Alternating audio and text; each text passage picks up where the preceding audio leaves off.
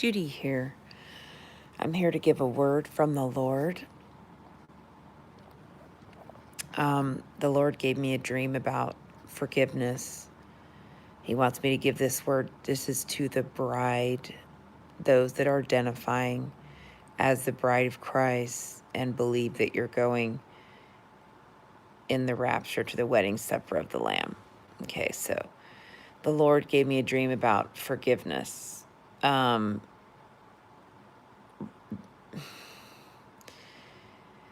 He told me, my bride, my bride, my bride. He's telling me the true condition of his bride. And as you know from my previous videos, he's showing me that 90% of the people that think they're going aren't going. They're going to be very surprised when they're left behind. Hopefully you're not one of those people listening here, but I'm required to give these messages. The Bible itself in Revelation gives you the true condition of the church. 5 out of the 7 churches were a mess. Only 2 made it. Only 2 pleased the Lord. And what he told me was it's sad because he said, some of my bride really has it together. They really do. But there's just one thing.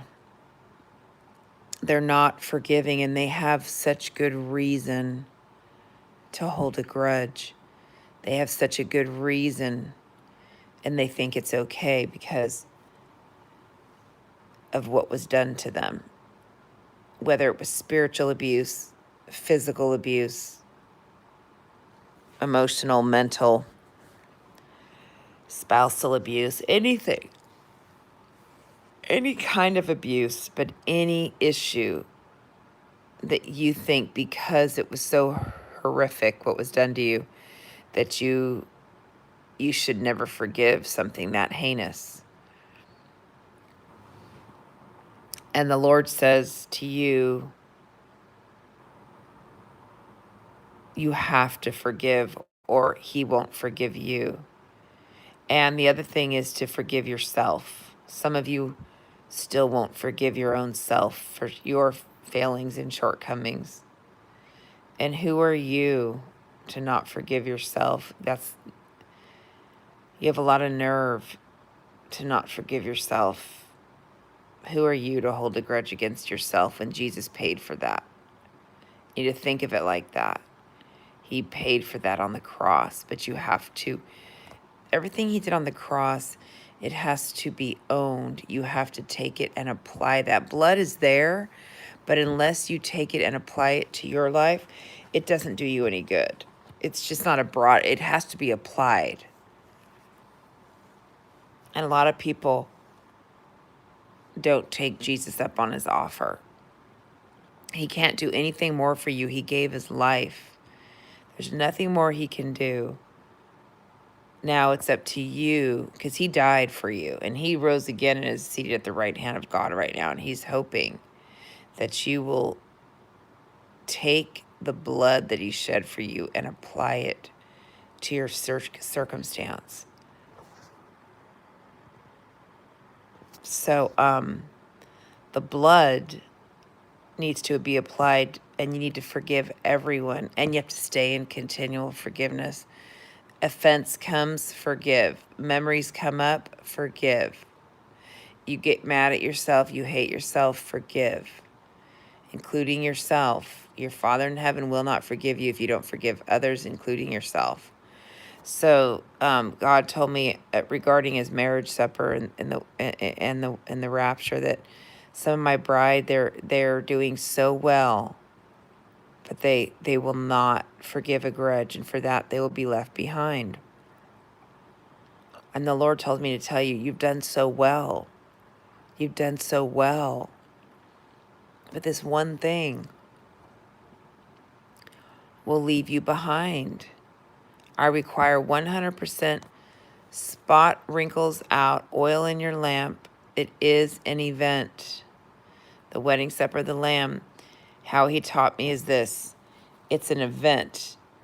You have to behave as a bride, and he gives the strict outlines what a bride looks like. It is definitely works oriented. And everyone says, "Oh, Judy, you're." It's listen. The thief on the cross was is how most people will be saved.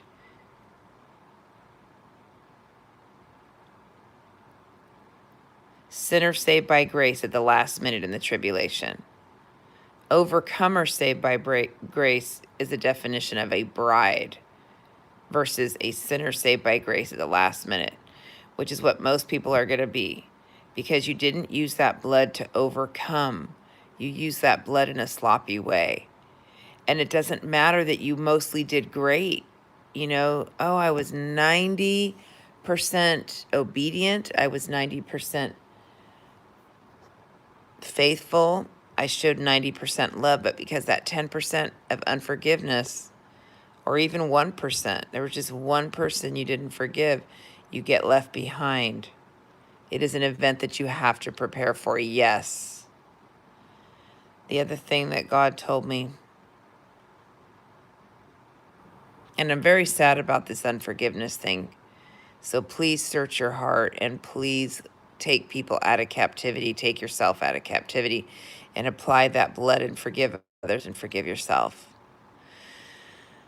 The other thing that I'm sad about is that the truth is not being preached from the pulpit about the true condition of the church. And these ministers are making everyone think that God's removing his church. And they think that because they're part of the church that they're going. They're not teaching what's required. God was very stern and very strict and very clear. He used the marriage analogy for a reason. Why, if you don't give 100% commitment, would he marry a bride? And listen, people think that God's going to overlook something, and he's not. He's going to save you in the trib because he loves you. You'll die, but you'll go to heaven. What kind of what kind of believer do you want to be? Do you want to be a believer that is overcome by the blood of the Lamb? Or do you want to be a believer like most that are just going to be saved at the last minute like the thief? It's your choice to be a sinner saved by grace or an overcomer saved by grace. That's your choice. God's given you a free will.